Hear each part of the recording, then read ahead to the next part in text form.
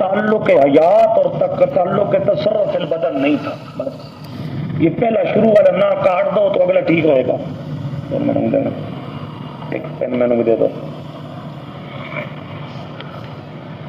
یعنی رسول پاک صلی اللہ علیہ وسلم پر موت کا واقعہ جب پیش آیا تھا اس وقت کیا تھا جی؟ 3 دن تک رسول پاک کی میت پاک کو صحابہ نے رکھا تھا، کیونکہ دور دراز سے آنے والے صحابہ اکرام تھے تاکہ ہر ایک آ کے دیکھ لے. 3 دن تک آپ کا جسم پاک پڑا رہا. وہ جو 3 دن تک پڑا رہا ہے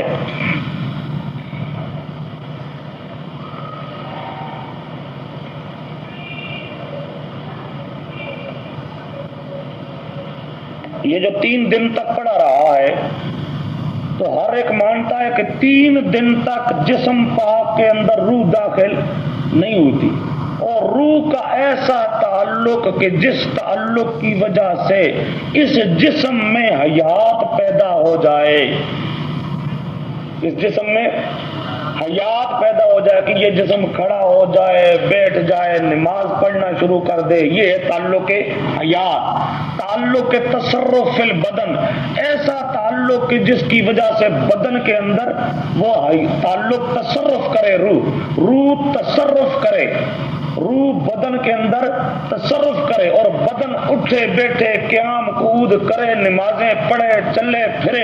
ایسا تعلق اسے کہا جاتا ہے تعلق حیات یا تعلق تصرف فی البدن. ایسا تعلق بھی موجود نہیں تھا. 3 دن تک آپ کا جسم پاک جو پڑا رہا ہے تو 3 دن تک ہر ایک مانتا ہے کہ آپ کا جسم پاک میت تھا، زندہ نہیں تھا، اس کے اندر روح داخل نہیں تھی، اور نہ روح کا تعلق حیات اور تعلق تصرف فی البدن، ایسا تعلق بھی نہیں تھا. یہ یہاں تک 5 شکیں ہو گئی. یہ سب مسلم بین الفریقین ہیں. اب آگے آؤ شک نمبر 6. جب رسول پاک کے جسم پاک کو دفن کیا گیا اس وقت بھی آپ کا جسم مبارک میت تھا، اور میت سمجھ کر صحابہ کرام نے آپ کو دفن کیا. جس وقت پھر آپ کے پاک وجود کو صحابہ دفن کر رہے تھے، وہ دفن کیوں کر رہے تھے؟ کہ جس طرح عام اموات کے لیے قانون ہے کہ ان پر موت آ جائے، ان کا جسم زندہ نہ رہے تو قبر میں دفن کر دیا جاتا ہے. رسول پاک صلی اللہ علیہ وسلم بھی اپنا وقت دنیا والا پورا کر چکے تھے، اور یہ جسم چونکہ میت تھا، صحابہ اس کو میت سمجھتے تھے، اس لیے صحابہ نے آپ کے پاک وجود کو جو میت تھا قبر پاک میں دفن کر دیا. اور اس وقت بھی آپ کا وجود پاک کیا تھا؟ میت تھا. یہ بھی سب مانتے ہیں. آگے شک نمبر 7. دفن ہو جانے کے بعد آپ کا جسم مبارک قبر میں محفوظ ہے. اللہ تعالیٰ اپنی قدرت سے اس کو محفوظ رکھتا ہے. اب جسم پاک کو جب قبر پاک میں دفن کر دیا گیا اس وقت سے لے کر آج تک جسم پاک آپ کا بالکل اس طرح محفوظ پڑا ہے جس طرح اس کو رکھا گیا تھا. مٹی پیغمبر کے پاک وجود کو کھا سکتی نہیں. اللہ پاک اپنی قدرت کاملہ سے اپنے پیغمبر کے پاک وجود کو محفوظ رکھتا ہے. یہ شک بھی مسلم بین الفریقین ہے. اس کے بعد شک نمبر 8. یہ اب تک 7 شکیں آئی ہیں جو سب کے نزدیک کیا ہیں؟ مسلم ہیں. اب آگے دیکھو نمبر 8. دفن ہو جانے کے بعد روح مبارک جو نکل گئی تھی وہ دوبارہ جسم کے اندر لوٹ کر واپس آ گئی یا نہیں؟ یہ شک اختلافی ہے. اب یہاں سے آ کے اختلاف شروع ہوتا ہے کہ جی دفن آپ کے پاک جسم کو کر دیا گیا. اب جو کہتے ہیں یہ جسم زندہ ہے وہ کیا کہتے ہیں کہ روح دوبارہ داخل ہو گئی ہے. جو روح اللہ پاک نے نکالی تھی وہ روح دوبارہ اس بدن کے اندر آ کے داخل ہو گئی اور اس طرح یہ بدن کیا ہو گیا؟ زندہ ہو گیا۔ جبکہ ہماری طرف سے کہا جاتا ہے کہ روح جو نکل گئی ہے قیامت تک اب روح اس بدن کے اندر واپس آ سکتی نہیں ہے۔ روح کا جو مستقر ہے، جہاں انبیاء کرام علیہ الصلوۃ والسلام کی روحیں جنت کے اندر ٹھہرتی ہیں، رسول پاک صلی اللہ علیہ وسلم کا پاک روح بھی جنت کے اندر وہاں پر موجود ہے، وہاں سے وہ آپ کی روح پاک اس بدن پاک کے اندر واپس نہیں آئی، قیامت کے دن واپس آئے گی۔ اور مقابل فریق وہ کہتا ہے کہ نہیں جی روح واپس آ گئی ہے، اور واپس آنے کی وجہ سے یہ جسم جو قبر میں دفن کیا ہوا ہے یہ جسم اسی طرح زندہ ہو گیا ہے جس طرح دنیا کے اندر زندہ تھا۔ یہ شک ہے اختلافی، یہ شک کیا ہے؟ اختلافی۔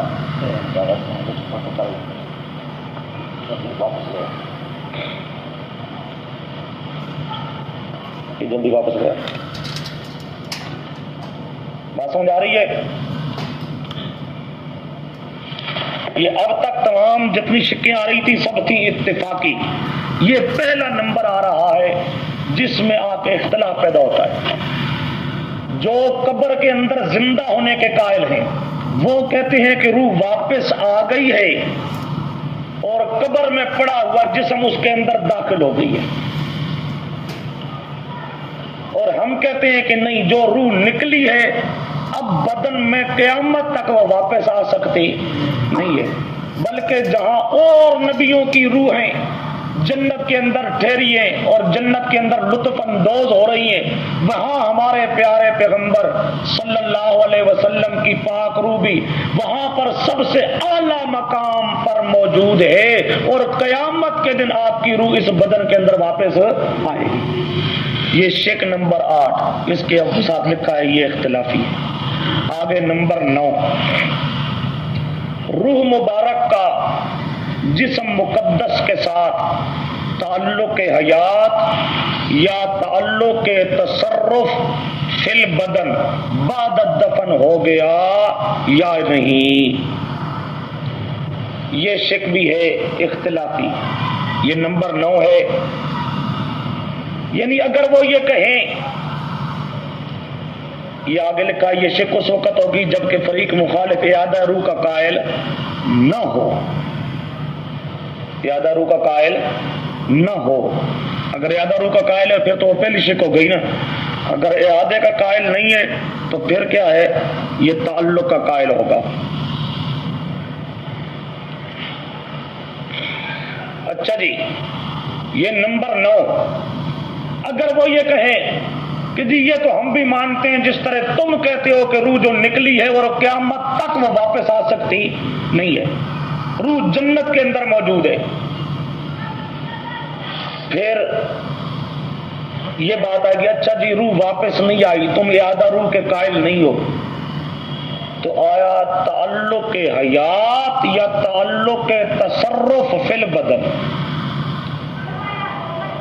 ان روح رہے وہاں سے اس روح کا ایک کنیکشن اور تعلق ہو ایسا کہ وہاں دور رہ کر بھی وہ روح اس جسم پر بادشاہی کرے، اس جسم کو کبھی کھڑا کر دے، کبھی اس کو بٹھا دے، کبھی اس سے رکوع کرائے، کبھی اس سے سجدے کرائے، کبھی اس کی آنکھوں سے دیکھنے لگے، کبھی اس کے کانوں سے سننے لگے، ایسا تعلق، سمجھے، ایسا تعلق وہاں رہ کر روح کا ایسا تعلق، اسے کہتے ہیں تعلق حیات یا تعلق تصرف فی البدن۔ اب یہ تعلق ہے یا نہیں ہے، یہ تعلق ہے یا مثلا ہمارے نزدیک یہ تعلق بھی نہیں ہے، ایسا تعلق ہوتا ہے کب؟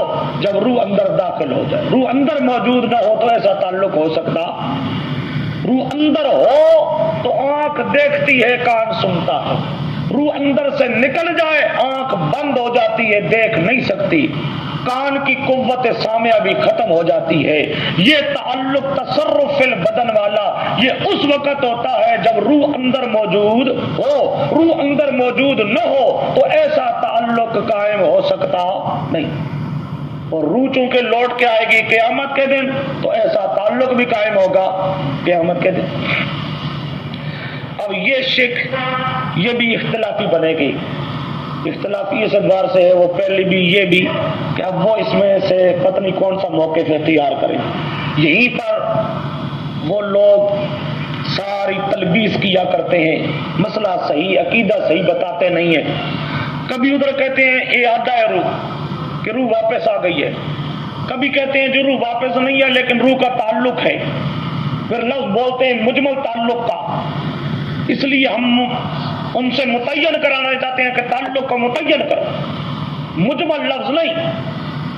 اعادہ روح کے قائل ہو وہ بتاؤ، تعلق کے قائل ہو تو بتاؤ تعلق کے حیات یا تعلق کے تصرف البدن، یہ دو لفظ یاد رکھنا، تعلق کے حیات یا تعلق کے تصرف البدن کے قائل ہو یا نہیں۔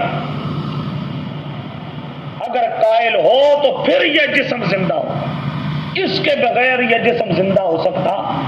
اگر یہ تعلق مانو گے، یہ تعلق مانو گے تب آنکھوں میں دیکھنے کی قوت اور طاقت ہوگی اور کانوں میں سننے کی طاقت ہوگی۔ یہ تعلق نہیں ہوگا تو کان سن نہیں سکے گا، آنکھ دیکھ نہیں سکے گا، تو سمجھے؟ تو بتاؤ اس تعلق کو مانتے ہو یا نہیں؟ یہ نمبر 9، یہ 8 نمبر شک بھی اختلافی بنے گی، 9 نمبر بھی بنے گی، یعنی اس پر ہم نے ان سے وضاحت کرانی ہے۔ اور سارا مسئلہ یہی ہے ان 2 شکوں پر۔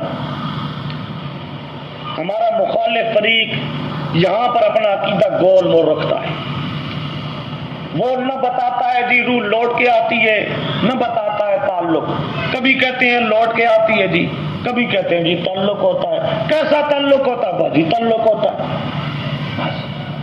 بھائی تعلق کو متعین کرو، کیسا تعلق مانتے ہو تو۔ اب اس کے بعد شک نمبر 10، سمجھو یہ ویسے سمجھانے کے لیے چونکہ باتیں ہیں نا، اور فریق مخالف کو قائل کرنا ہے طریقے کے ساتھ۔ اب مثلا وہ اعادہ روح بھی نہ مانے اور تعلق حیات یا تعلق کے تصرف فی البدن بھی نہ مانے، پھر وہ کہیں جی روح مبارک کا تعلق جسم مبارک سے تعلق حیات اور تعلق تصرف فی البدن نہ ہو، جس کی حقیقت اور کیفیت اللہ ہی جانتا ہے۔ روح مبارک کا تعلق جسم مبارک سے تعلق حیات اور تعلق تصرف البدن نہیں ہے۔ اچھا، تصرف البدن نہ ہو جس کی حقیقت اور کیفیت اللہ ہی جانتا ہے، تم اس تعلق کے قائل ہو یا تعلق تصرف البدن کے، یعنی یہ تعلق معلوم الکیفیت ہے یا یہ تعلق مجہول الکیفیت ہے۔ ایک تعلق واضح کر کے بتاؤ، سمجھے؟ اور یہ ان سے پوچھا جائے گا بتاؤ اگر تعلق تصرف البدن یا تعلق حیات نہیں مانتے ہو، مجمل تعلق، ایسا تعلق کہ لا یعلم کیفیتہ الا اللہ، جسے کہتے ہیں مجہول الکیفیت۔ مجہول ایک تعلق ہوتا ہے جی لیکن اس کی کیفیت کا ہمیں پتہ، جب کیفیت کا پتہ نہ ہو تو آدمی یہ بھی پھر نہیں کہہ سکتا کہ اس تعلق کی وجہ سے سنتے ہیں۔ یہ سننے کا حکم کب لگ سکتا ہے؟ جب تعلق کی کیفیت معلوم ہو۔ اگر تعلق کی کیفیت مجہول ہوگی تو مجہول کیفیت پر سننے والا معلوم حکم لگ سکتا، مجہول چیز پر حکم بھی مجہول لگتا ہے، وہ سمجھے کیا مطلب؟ مجہول الکیفیت ہوگا تو آگے سننا نہ سننا بھی کیا ہوگا؟ مجہول، یعنی کوئی نہیں کہا جا سکے گا سنتے ہیں۔ یہ سننے والی کیفیت بھی، یہ سننے والی بات بھی کیا ہو جائے گی؟ مجہول، سمجھے؟ اگر تم مجہول الکیفیت مانتے ہو تب بتاؤ، معلوم الکیفیت مانتے ہو تب بتاؤ۔ معلوم الکیفیت میں وہی آ جائے گا تعلق حیات یا تعلق تصرف البدن، اور مجہول الکیفیت میں یہ آ جائے گا، سمجھے؟ یہ مجمل تعلق۔ اب بعض بزرگوں کی کتابوں میں مجمل لفظ لکھا ہوتا ہے تعلق کا، اور جہاں کہیں تھوڑی سی وضاحت کرتے ہیں وہ تو وہ کہتے ہیں یہ ایسا تعلق ہے لا یعلم کنہ الا اللہ، لا یعلم حقیقتہ الا اللہ، لا یعلم کیفیتہ الا اللہ. اس طرح کا وہ تعلق مانا. جب اس قسم کا وہ تعلق مانیں گے تو اس تعلق پر تو کوئی حکم لگایا جا سکتا نہیں ہے. اگر یہ تعلق مانتے ہو بتاؤ، سمجھے؟ تعلق مجمل لفظ لیتے ہیں تعلق کا بزرگوں کی کتابوں سے، آگے اپنا مخصوص تعلق ثابت کرتے ہیں تعلق حیات والا. کیونکہ یہ تو کس چیز کے قائل ہیں؟ حیات کے، کہ یہ جسم زندہ ہوتا ہے. یہ جسم کیا ہوتا ہے؟ اور یہ زندہ کب ہو سکتا ہے؟ جب روح اندر داخل ہو جائے. یا زندہ کب ہو سکتا ہے؟ جب روح کا تعلق حیات والا قائم ہو جائے. مجہول الکیفیت پر حیات کا حکم بھی لگ سکتا نہیں ہے. تو سمجھے؟ تو بتاؤ کیسا تعلق مانتے ہو تم؟ اور یہی سارا اس مسئلہ حیات میں اصل مرکزی بات یہی ہے. اس پورے مسئلے کا مرکز محور وہ یہی بات. اور یہی بات جب آپ چھڑیں گے سوال ہی پیدا نہیں ہوتا کہ آپ کا مقابل فریق اس معاملے میں اپنا عقیدہ بتائے. مولوی سرفراز صاحب نے کیا کیا ہے تسکین الصدور میں؟ اعادہ روح کا مستقل باب اس نے قائم کیا. اعادہ روح حدیث سے، اعادہ روح اقوال متکلمین سے، اعادہ روح اقوال فلاں سے دی، اعادہ روح. پھر آگے جی تعلق ہوتا ہے. ہم مانتے ہیں جی تعلق، ادھر کہتا ہے اعادہ، پھر ادھر کہتا ہے تعلق. پھر تعلق کیسا وہ متعین بھی نہیں کرتا، کبھی کیا مختلف ڈھنگ کھیلے اس نے سارے. اب چونکہ وہ ایک نظریہ خواہ بنا بیٹھے ہیں ضد میں آ کے انہوں نے ایک عقیدہ اختیار کر لیا، لیکن سمجھتے ہیں کہ اپنے عقیدے پر دلیل دینا مشکل ہے. اس لیے کبھی اعادے کا دعویٰ کرتے ہیں، کبھی تعلق کا دعویٰ کرتے ہیں. پھر تعلق میں عوامی تاثر دیتے ہیں، حیات والا تعلق. اور ویسے جب پھنستے ہیں تو کہتے ہیں جی اللہ ہی جانے، سمجھے؟ اور عام طور پہ کہتے ہیں جی بس جی حیات. وہ ماسٹر امین کے ایک دو کاغذ، وہ چند کاغذات میرے پاس ہیں جو اس نے ایک دو دفعہ میرے مقابلے میں جب وہ آیا ہے تو اس نے لکھ کے دیا ہے. تو وہاں وہ کہتا ہے بھائی ہم تو حیات بس مانتے ہیں، حیات خواہ ہو حیات بوجہ اعادہ، خواہ ہو حیات بوجہ تعلق، جیسے حیات تو ہے بس حیات ہم نے ثابت کرنا ہے حیات. حالانکہ لفظ حیات میں اختلاف نہیں، لفظ حیات میں اختلاف، حیات لفظ کا لفظ زمین پر بھی بولا جا سکتا ہے، سمجھے؟ زمین مردہ ہوتی ہے، اللہ پاک آسمان سے پانی اتارتا ہے اور زمین کو کیا کرتا ہے؟ زندہ کرتا ہے. تو سمجھے؟ احیینا الارض، ہم نے زمین کو کیا کیا؟ زندہ کیا. اب حیات کے لفظ میں کون سا جھگڑا ہوا؟ جھگڑا تو یہ ہے کہ حیات کس قسم کی حیات ہے. آیا حیات باعادہ روح، حیات بتعلق تصرف، حیات بتعلق حیات، یا حیات بتعلق مجہول القنا؟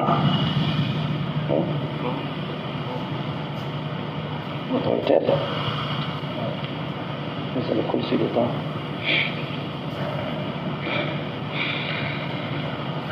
اچھا جی سمجھے؟ وہ بھی کیا کہ بس یہ کہ حیات ہے، اس لیے یہ کوشش کرتے ہیں صرف موضوع یہی رہے لفظ حیات کا. اب لفظ حیات کا مختلف کتابوں میں ملتا ہے، لفظ حیات کا مختلف کتابوں میں ملتا ہے، اور ہمارے لوگ بھی خواہ اس لفظ حیات پہ اختلاف ڈال دیتے ہیں. لفظ حیات پہ اختلاف نہیں، سمجھو اختلاف حیات کی آگے نوعیت، حیات کی کہ حیات کس طرح حیات بے اعادہ روح، حیات بتعلق تصرف، بتعلق حیات کس طرح حیات، وہ سمجھے؟ وہ متعین کرو. کیونکہ تم کہتے ہو دنیاوی زندگی، دنیاوی زندگی تو کب ہوتی ہے؟ جب روح اندر موجود ہو، یا روح کا تعلق تصرف فی البدن والا ہو، وہ ثابت کرو. اور چونکہ یہ سمجھتے ہیں کہ وہ تو ثابت ہوتا نہیں ہے، اس لیے یہاں پر وہ اپنا عقیدہ گول مول رکھتے. یہاں پر اپنا عقیدہ بتانے کے لیے تیار نہیں ہوتے. وہ جنڈا والا میں ہماری گفتگو ہوئی تھی ماسٹر امین کے ساتھ، تو وہاں اس سے میں نے یہی پوچھا تھا اپنا عقیدہ بتا. جب اس بات کو زیادہ میں نے کہا کہ ادھر یا ادھر، پہلے وہ مجمل لفظ آیات کا لینے لگا. جب میں نے بتایا بھائی آیات میں تو اختلاف نہیں، اختلاف اس چیز میں ہے، جو اصل اختلاف ہے آؤ ادھر پتہ چلے. جب وہ سمجھا کہ اس میں پھنستا ہوں تو پھر جی شور ڈالنا شروع، شور، جس کو لوگ کہتے تھے جی یہ تو جی بڑا سنجیدہ مزاج ہے. سنجیدہ مزاج اس وقت تک ہے جب تک پھنسے نہیں. جب پھنس جائے تو پھر گالی گلوچ کر کے اور جان چھڑاتے ہیں پھر یہ لوگ، سمجھے. اور مظفر گڑھ کے مناظرہ میں وہاں بار بار میں اس کو یہ کہتا ہوں اپنا عقیدہ بتا، اپنا عقیدہ بتا، اپنا عقیدہ بتا. 2 گھنٹے کی گفتگو ہے اور اس گفتگو میں وہ اپنا عقیدہ نہیں بتاتے. بس زندہ جیسے بھی ہو جی کا تعلق ہوتے خواہ احاطہ اوروں کا، یہ کیا ہے؟ اب اپنا ایک عقیدہ نہ وہ بتاتی ہیں. وہ عبد الشکور ترمذی ہے سرگودا کے قریب ساہیوال کا، اس کی کتاب ہے مسئلہ حیات پر، اس نے بھی لکھا ہے. تو وہ بھی دونوں طرف لکھتا ہے، احاطہ کی بات بھی لکھتا ہے، تعلق کی بات بھی لکھتا ہے. ادھر کی بھی ادھر کی، ادھر پھنسے تو ادھر چلے جاؤں، ادھر پھنسے تو ادھر آ جائے.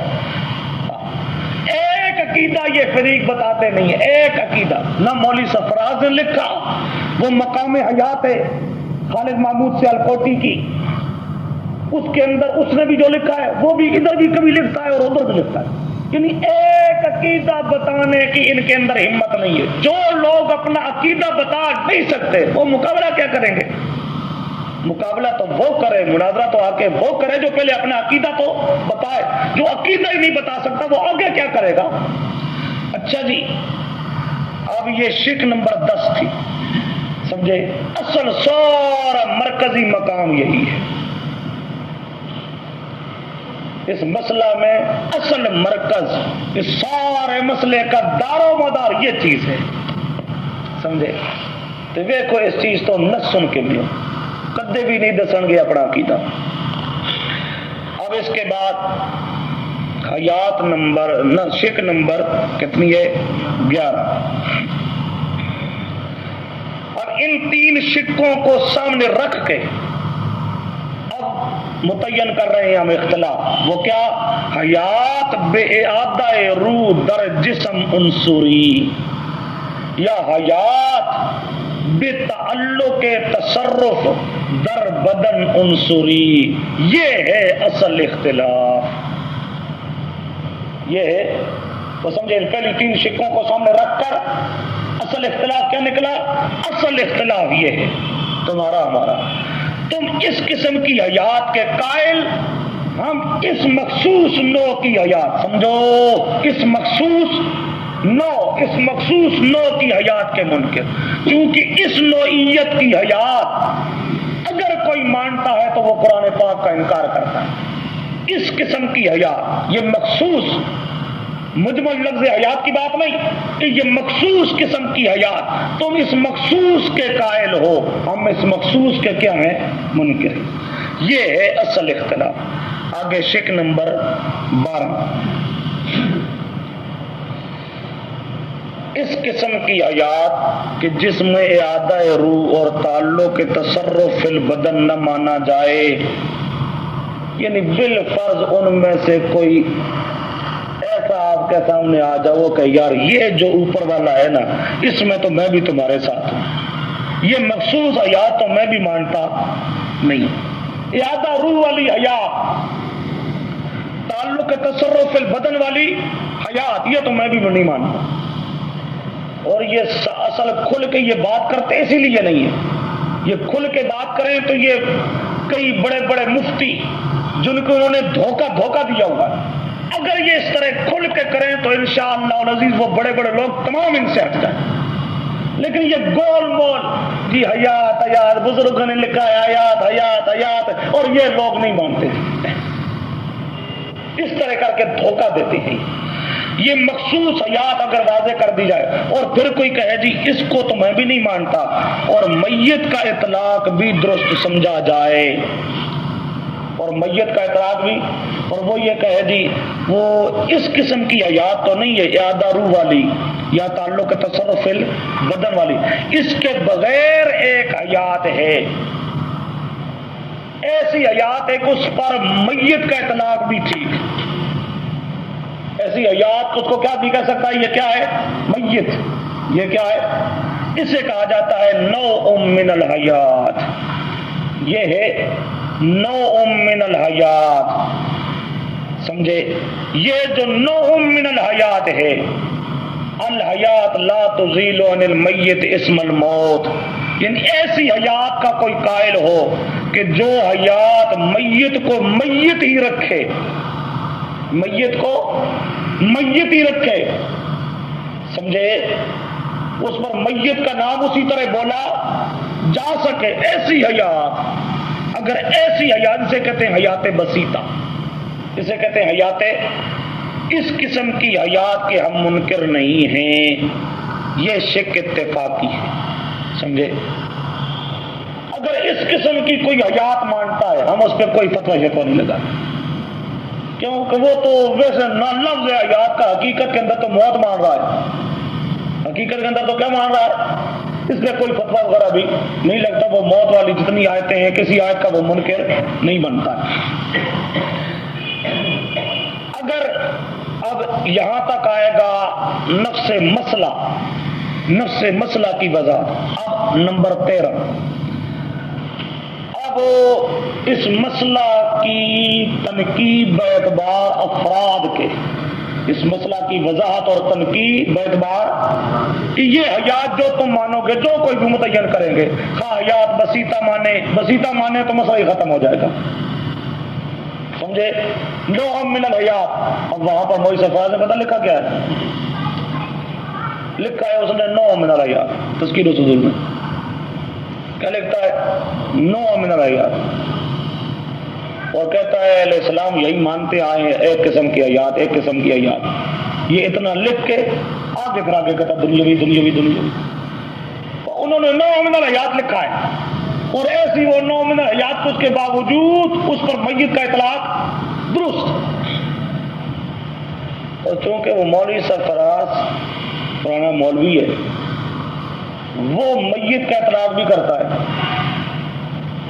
تاکہ کسی جگہ اگر بڑے بڑے مفتیوں کے سامنے میں پھنس جاؤں تو میں تو کہوں جی دیکھو میں نے تو لکھا ہے نوع من الحیات، اور ساتھ میں میت کا اطلاق بھی میں نے لکھا ہے، میت کا اطلاق بھی میں نے لکھا ہے، تو موت والی آیتوں کا میں تو منکر کوئی نہ ہوا، موت والی آیتوں کا میں تو منکر کوئی نہ ہوا، نوع من الحیات، اب فتوے سے اپنے آپ کو بچانے کے لیے، لیکن یہ درمیان میں جو اعادہ روح کا باب قائم کیا ہے وہ کہیں سے کی تھی، نوع من الحیات میں تو اعادہ روح کی ضرورت کوئی نہیں، نوع من الحیات میں تو تعلق کے تصرف البدن کی ضرورت کوئی نہیں، او بچ کی رکھڑ پایا ہی پھر وہ لوگوں کو تاثر اس سے دیا، خود اپنے آپ کو بچانے کے لیے یہ ٹانگ اختیار کی، سمجھے، یہی ہوتا ہے جب مولوی خود بگڑتے ہیں، وہ اندر سے جانتے ہوتے ہیں مسئلہ حق کیا ہے، لیکن خواہ لوگوں کے عقیدوں کو خراب کرنے کے لیے